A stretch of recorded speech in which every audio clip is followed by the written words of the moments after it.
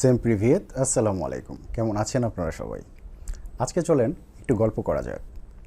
আজকে আপনাদেরকে আমার প্রথম অটোমেটিক ট্রান্সমিশন গাড়ি কেনার একটা লাইফ এক্সপিরিয়েন্স শেয়ার করব, যেটা হয়তো বা আপনারা অনেকেই গাড়ি কেনার পর ফেস করতে পারেন। আমি চিন্তা করলাম এটা হয়তো আপনাদের কোনো কাজে আসতে পারে, সেই টিপসগুলোই এবং এটার এক্সপিরিয়েন্সটা আমি আপনাদের সাথে আজকে শেয়ার করার চেষ্টা করব।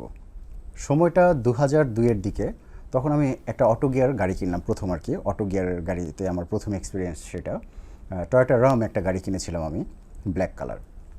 তো দ্য কার্স থেকে কিনেছিলাম। তখন এটা রোকেয়া সরণির মোড়ে ওই শোরুমটা ছিল। তো সেখান থেকে রিকন্ডিশন গাড়ি কিনতেছে, একটা অন্যরকম এক্সপিরিয়েন্স, অভিজ্ঞতা, উত্তেজনা সব কিছু। তো কেনার পরপর যেটা হয়, এটা আমাদের ম্যাক্সিমামেরই হয়ে থাকে, কেনার পরপর মানে আপনি উত্তেজিত থাকেন কখন গাড়িটা নিয়ে বাসায় যাবেন, কোন দিন ডেলিভারি পাবেন। তো সময়টা ছিল জাস্ট কিছু ঝামেলা হচ্ছিল পেপারস নিয়ে। ঈদ চলে এসেছিলো, হয়তো 2-3 দিন পরে ঈদ। তো ঈদের আগে ডেলিভারি পাবো কিনা সেটা নিয়ে একটা খুব টান উত্তেজনা কাজ করতেছিল। এটা সবারই হয় এই সময়টা আর কি, বিশেষ করে ডেলিভারি নেওয়ার আগে। তো কোনো রকমে গাড়িটা ডেলিভারি এনে বাসায় রেখে তারপর দিনই সম্ভবত চাঁদ রাতের দিন গাড়িটা আনা হয়েছিল, ঈদের দিন আর কি। আমি প্রথম ড্রাইভে যাই। তো ঈদের দিন সকাল সকাল নামাজ টামাজের পরে, রোজার ঈদ ছিল, তো নামাজ টামাজ পড়ে আমি আমার ছোটো ভাইকে নিয়ে মানে ড্রাইভে বের হয়ে গেলাম। তখন হয়তো বা দুপুরের খাবারের পরে 1:30 বা 2টার দিকে হবে। তো পুরো ঢাকা শহর তো ঈদের দিন খালি থাকে, আপনারা জানেন। তো গাড়িটা বের করে আমি যখন মানে টানছি গাড়ি, আমি অ্যাক্সিলারেট করছি, গাড়ি তেমন একটা কেমন যেন একটা হেজিটেট করতেছে। তো আমি ঠিক একটা ফিলটা বুঝতে পারছিলাম না। একটা আওয়াজ করছিল, আজব ধরনের একটা গো গো আওয়াজ করতেছিল।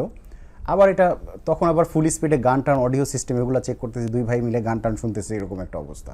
তো যাচ্ছিলাম, যেতে যেতে আমার মনে পড়ে চাংখার পুলের সামনে, ঠিক চাংখার পুলের যেই তখন মোড়টা ছিল, চাংখার পুল এখন যেই মেয়র হানিফ ফ্লাইওভারটা স্টার্ট হচ্ছে যেই জায়গাটা, এটার কিছুক্ষণ আগে গিয়ে আমি দেখতে পেলাম সামনের দিক থেকে ধোঁয়া উঠতেছে, পিছনের রিয়ার ভিউ মিরর থেকে দেখি ধোঁয়া উঠতেছে, এরকম একটা ব্যাপার।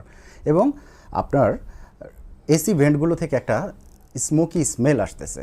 তো বুঝে ওঠার আগেই গাড়িটা এক পাশে সাইড করলাম। নামার পর তো দেখি গাড়ির সামনের চাকা থেকে, বনেটের নিচ থেকে, পিছন থেকে, ভিতর থেকে প্রচুর স্মোক, পুরো কালো হয়ে গেছে, এরকম স্মোক আসতেছে। আর মানে পুরো টায়ার পোড়া গন্ধ, এরকম একটা স্মেল পাওয়া যাচ্ছিল। তো পুরো আতঙ্কিত অবস্থা। আমি আর আমার ছোটো ভাই, মানে অটো গিয়ার গাড়ি চালানোর অভিজ্ঞতা আমার আছে, যেহেতু আমি দেশের বাইরে ছিলাম, আমার অটো গিয়ার চালানোর অভিজ্ঞতা আছে। কিন্তু এই গাড়িটা টয়োটা রামের আরেকটা হচ্ছে আপনার গিয়ার লিভারটা হচ্ছে আপনার স্টিয়ারিংয়ের এখানে মাইক্রোবাসের মতো। তো আমি ভাবলাম কি কোনো ঝামেলা করে ফেললাম নাকি, কি ব্যাপার বুঝতেছি না।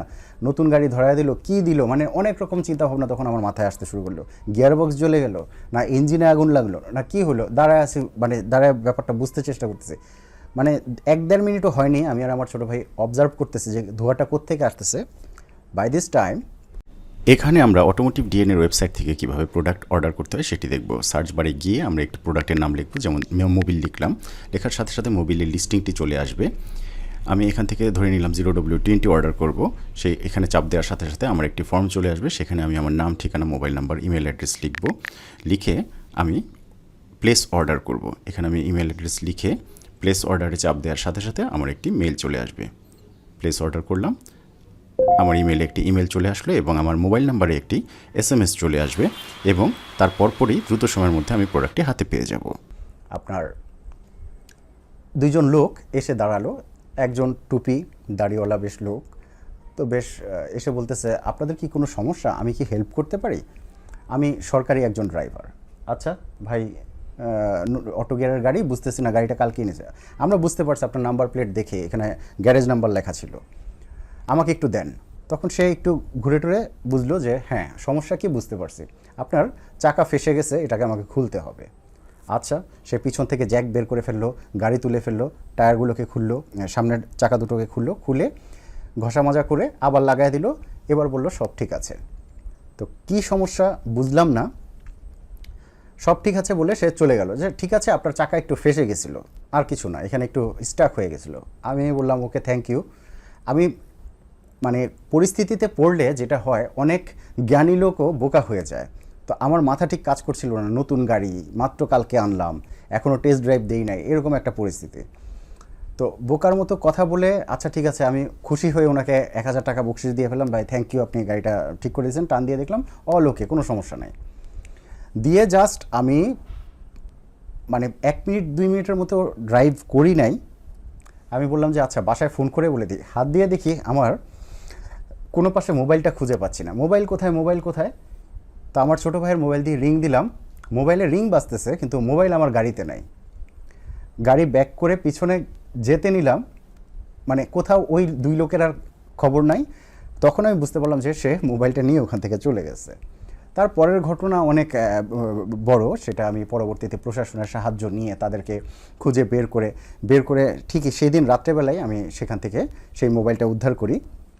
মোবাইলটা উদ্ধার করার সময় জানা যায় যে তাদের এই চাংখারপুলে তাদের একটা চক্র সবসময় ঘোরাঘুরি করে।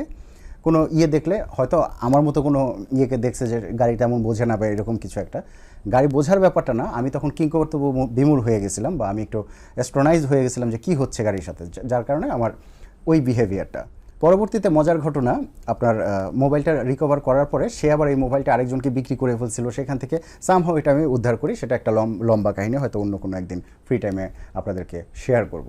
তো সেখানে আমি প্রথম জানতে পারলাম তার পকেটে, হান্নানের পকেটে 2টা টুপি, একটা বুক পকেটে একটা প্যান্টের পকেটে রাখা। তো ওখানে যেই চাংখারপুলের স্থানীয় প্রশাসন যারাই উদ্ধার করছিল, তো সেখানকার প্রশাসনিক কর্মকর্তা বলছিলেন, সিজান ভাই দেখেন আপনার ইয়েকে তো ধরে আনছি, সে 2টা টুপি রাখে, একটা নিজে পরে আরেকটা হচ্ছে লোকজনদেরকে পরায় দেয়। এই প্রথম আমি জানতে পারলাম যে 2টা টুপি রাখলে একটা নিজের পরতে হয়, আরেকটা অন্যদেরকে পরায় দিতে হয়। এখান থেকে আমরা কি শিখলাম সেটা আজকে আপনাদেরকে বলি। এখান থেকে পরবর্তীতে আমি ওয়ার্কশপে নিয়ে যাওয়ার পর আলাপ প্রসঙ্গে জানতে পারলাম আমার যেটা ভুল ছিল সেটা হচ্ছে আমি হ্যান্ড ব্রেক যেটা থাকে, হ্যান্ড ব্রেক এই গাড়িগুলোর হ্যান্ড ব্রেক থাকে পায়ে, সো ওই হ্যান্ড ব্রেকটা চাপা ছিল। আমি ওই হ্যান্ড ব্রেক চাপা অবস্থাতেই গাড়ি চালাচ্ছিলাম এবং হ্যান্ড ব্রেকটা পুরো ঘষতে ব্রেক প্যাড পুরো ঘষে গিয়ে এই স্মোকটা তৈরি হয়েছিল। তো যেটা পরবর্তীতে আমি জানতে পারলাম যে হ্যান্ড ব্রেক কেন চাপা থাকবে, ম্যাক্সিমাম কিন্তু হ্যান্ড ব্রেকটা হাতে থাকে, বা ওইটা আমি কনসার্ন ছিলাম না, বা সামহাও অতি উত্তেজনায় কিছু একটার কারণে সেফটি ইস্যু, ভুল কিন্তু হতেই পারে মানুষের। তো ওইটার একটা সাইন দেয়, মানুষ বেশি এক্সাইটেড থাকলে এইসব সাইন টাইন দেখার আর সময় মানুষের থাকে না। তো এইটার পরবর্তীতে যেটা আমি দেখলাম ঘটনাটা কী হয়েছিল, পরে আমি পরবর্তীতে যখন এই গাড়ি নিয়ে রেগুলার আমি এক্সারসাইজ করা শুরু করলাম বা করা শুরু করলাম, কাজ শুরু করলাম, তখন আমি জানতে পারলাম যে ম্যাক্সিমাম গাড়ি যেটা হয়, আপনি রিকন্ডিশন শোরুম থেকে নেওয়ার সময় একটা জিনিস চেক করবেন, টেস্ট ড্রাইভে দেওয়ার সময় অবশ্যই আপনার এখনকার ম্যাক্সিমাম গাড়িতে হ্যান্ড ব্রেক এখানে থাকলেও কিছু কিছু গাড়িতে তো হ্যান্ড ব্রেক পায়েও থাকে, ওইটা অনেকে ভুলে যায় যে প্রেস করা থাকলে তুলতে পারে না। তো আপনি প্রশ্ন করতে পারেন হ্যান্ড ব্রেক চাপা থাকলে গাড়ি আবার সামনে যায় কীভাবে? হ্যাঁ, এখানেই কোশ্চেনটা। ম্যাক্সিমাম গাড়ি জাপান থেকে আসার পর ব্রেকিং সিস্টেমটা কিন্তু ওই জাপান থেকে হয়তো অনেক সময় অ্যালাইনমেন্ট করা থাকে না এবং হ্যান্ড ব্রেকটার মেজারমেন্টটা ঠিক মতো অ্যালাইনমেন্ট করা থাকে না। দ্যাটস ওয়াই কী হয়, ওইটা অ্যাডজাস্ট না করার থাকার কারণে আপনার এটা কিন্তু ক্যালিব্রেট করতে হবে এবং অ্যাডজাস্ট করতে না থাকার কারণে চাপলেও দেখবেন আপনার গাড়ি যাচ্ছে। হয়তো সবগুলোতে এমন হয় তা না, কিন্তু আমি অ্যাডভাইস করব যে আপনারা চেক করে নেন যে হ্যান্ড ব্রেক চাপা অবস্থায় গাড়ি যায় কিনা। যদি না যায় তাহলে আপনার গাড়ি ঠিক আছে, হ্যান্ড ব্রেক অ্যাডজাস্ট করার দরকার নেই, ব্রেকিং সিস্টেম অ্যাডজাস্ট করার দরকার নেই। গাড়ি শোরুম থেকে কেনার পরপরেই একটা টেস্ট ড্রাইভ দেওয়ার আমি প্রয়োজন মনে করি এই জন্য যে গাড়ি কী কন্ডিশনে আছে। অনেক সময় শোরুমের এত জিনিস খেয়াল রাখার সময় থাকে না, কারণ তারা যখন চাপে প্রেশারে পড়ে যায়, অনেকগুলো গাড়ি ডেলিভারির ডেট একসময় চলে আসে, তারা কিন্তু ওইখানে যারা কাজ করে তাদের কিন্তু এত কনসার্ন গাড়িটা আপনার, ওদের এত মাথা ব্যথা নেই, ওরা ডেলিভারি দিয়ে শেষ করতে পারলেই বাঁচে। হয়তো ইচ্ছাকৃত না, কিন্তু ওরা হয়তো সময়ের অভাবে সেটা করতে পারেন। আপনার গাড়ি আপনাকেই চেক করে নিতে হবে, ব্রেক ফ্লুইড ঠিক আছে কিনা, আপনার ইঞ্জিন অয়েলটা ঠিক মতো দেওয়া আছে কিনা, লেভেলগুলো অয়েল লেভেলগুলো ঠিক আছে কিনা। আমাদের আরেকটা ভুল হয়, আমি আমার ফ্যামিলি মেম্বার অনেককে দেখেছি, আমার অনেক ছোট ভাই নতুন গাড়ি কিনেছে তাদেরকেও দেখেছি, আজকে গাড়ি কেনার পরে কালকে আমি ঢাকার বাইরে যাব, এরকম প্রোগ্রাম সেট করে ফেলে। ভাই গাড়িটা কিনে বাড়িতে আব্বাকে দেখাইতে যেতে হবে, এটা আপনারা কখনোই করবেন না, কখনোই করবেন না। আপনারা গাড়ি কেনার পর অ্যাটলিস্ট 2-3 দিন আপনাদেরকে এটা টেস্ট ট্রায়াল রান দিতে হবে। এটা আমার এক্সপার্ট অ্যাডভাইস, আপনারা কথাটা শোনেন, আপনাদের ভবিষ্যতে কাজে আসবে। আপনারা টেস্ট রান দিবেন, গাড়িটার এরর এবং ওয়্যার অ্যান্ড টিয়ার কী আছে এটা আপনারা কিন্তু এই 2 দিনে বুঝতে পারবেন। তখন যা অ্যাডজাস্টমেন্ট করে অ্যাডজাস্ট করে দেন আপনারা লং ড্রাইভে যাবেন। হয়তো ব্রেক ফেল করতে পারে, অনেক কিছু থাকতে পারে, এটা আপনার এই 2 দিনে বেরিয়ে আসবে। আদারওয়াইজ নতুন গাড়ি নিয়ে আপনি মানে সব অ্যাডজাস্ট করা আছে ভেবে যদি আপনি রওনা দেন, অনেক সময় হয় আমি আমার নতুন ব্র্যান্ড নিউ হন্ডা অ্যাকর্ড কেনার পরে আমি যেটা পেয়েছি, হন্ডা অ্যাকর্ড আমি শোরুম থেকে নামিয়ে নিয়ে আসছে, সেখানে আমি দেখলাম হন্ডা অ্যাকর্ডের যেটা হয় লেফট রাইট স্টিয়ারিং যখন আপনি কাটবেন, লেফট সাইডে দিলে লেফট সাইড হেডলাইট অ্যাসিস্ট একটা টার্ন অ্যাসিস্ট একটা অপশন আছে, সেটা হচ্ছে আপনি বামে কাটতে চাইলে বা ডানে কাটতে চাইলে আপনাকে অ্যাসিস্ট করার জন্য বাম পাশের একটা লাইট জ্বলে ওঠে আপনার ন্যারো বা পথটাকে আলোকিত করার জন্য। সেই আলোকিত পথের মানে সাহায্য করার জন্য এই লাইটগুলো জ্বলে ওঠে। আমি দেখলাম লেফট সাইডের কাটতেছি আলো হয় না, রাইট সাইডে কাটলে আলোকিত হচ্ছে। দ্যাট মিনস নতুন গাড়িরও বাল্ব কাটা থাকতে পারে। তো আপনি রওনা দিয়ে দিলেন, হেডলাইট চেক করলেন না, রাতের ট্যুরে আপনি বের হয়ে গেলেন, হেডলাইট জ্বালাবেন, একটা জ্বলবে পিছনে একটা জ্বলবে না, এই জিনিসগুলো কিন্তু দেখে নেওয়াটা খুব জরুরি। এটা গাড়ি এবং হাইওয়েতে যাওয়াটা আপনি নিজে যদি ড্রাইভ করেন তাহলে তো নাই, কারণ এই গাড়িটার সাথে ইউজ টু হতে, এটার বিহেভিয়ার সম্পর্কে আপনার জানতে 1-2 দিন সময় নেওয়া খুবই জরুরি বলে আমি মনে করি। যত এক্সপার্ট ড্রাইভারই হোক, এভিয়েশন একটা কথা আছে ককপিট টাইমিং, আপনার ককপিটের সাথে ফ্যামিলিয়ার হতে আপনার একটা সার্টেন টাইম দিতে হবে। সো আপনার যেই ড্যাশবোর্ড বা আপনার গাড়ির যে ককপিট সেটার সাথে এবং ইনস্ট্রুমেন্টস ক্লাস্টার কোনটায় কী এটা জানতে, কোথায় কী আছে এটা জানতে ওরিয়েন্টেশন করতে আপনার একটা টাইম দিতে হবে। সো আমি আপনাদেরকে রিকোয়েস্ট করব আপনারা এই জিনিসটা অবশ্যই ফলো করবেন। নতুন গাড়ি কিনবেন, এক্সাইটমেন্ট অবশ্যই থাকবে, কিন্তু অবশ্যই সেই এক্সাইটমেন্টটাকে আপনারা এনজয়মেন্টে পরিণত করতে পারবেন যদি এই এক্সপার্ট অপিনিয়ন এবং টিপসগুলো আপনারা ফলো করেন। আমি আমার জীবন থেকে শিক্ষা গ্রহণ করেছি, আপনারা আমার অভিজ্ঞতা থেকে শিক্ষা গ্রহণ করেন। আপনারা শুনছিলেন সিজন অটোমোটিভ মোটোপড, বাংলাদেশের প্রথম automotive moto podcast, powered by Sharfan imports, ignited by automotive DNA. একটি ইম্পর্টেন্ট বিষয়ে আলোচনা করে রাখি।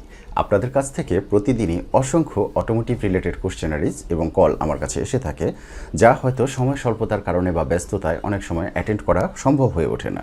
এই জন্য আমি একটি মডিউল ডেভেলপ করেছি। এই ভিডিওর নিচে একটি ডেসক্রিপশন ফর্ম লিঙ্ক আমি দিয়ে রাখছি, যেটি ফিল আপ করে আপনি আপনার বিস্তারিত গাড়ির বিবরণ এবং যে সমস্যাটি আপনি ফেস করছেন সেটি আমাদেরকে জানিয়ে রাখলে অতি অল্প সময়ের মধ্যে আমাদের ডেডিকেটেড অটোমোটিভ এক্সপার্ট টিম আপনার সাথে যোগাযোগ করে আপনাকে ফ্রি কনসালটেন্সি দেওয়ার চেষ্টা করবে। আমি আশা করব এর মাধ্যমে আপনি আপনার কাঙ্ক্ষিত সমস্যাটির সঠিক সমাধান অতি দ্রুত সময়ের মধ্যে পেয়ে যাবেন। Now let's ignite the intro.